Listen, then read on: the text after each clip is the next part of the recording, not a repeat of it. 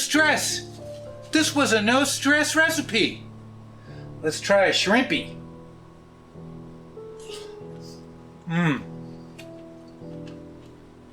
Fully cooked. Carrots. Pre-cooked carrots. Oh, nice and tender. Let's get some rice. Rice, mushrooms, and onion. Oh, and a pea. Oh, I can taste the ginger. It needs more soy, maybe because I used low sodium.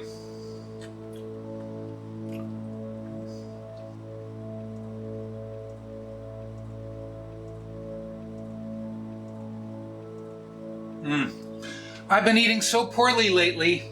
I didn't just want to make shrimp and lobster sauce. And by the way, if you don't know, lobster sauce is not really lobster sauce.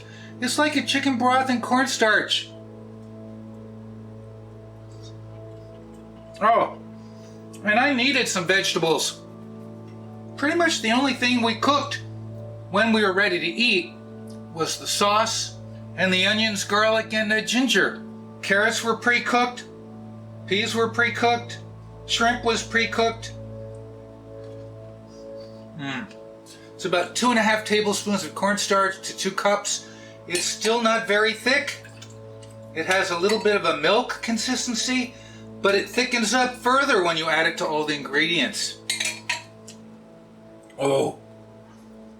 That's very good.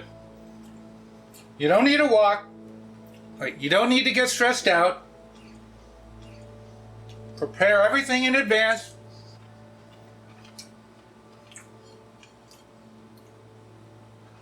Oh, hot. Oh, come on. Come on. Thanks for joining me this Tuesday. You know what I'm going to say? What am I going to say? Thanks for watching. Leftovers are good. I'm going to have a little extra maybe for dessert.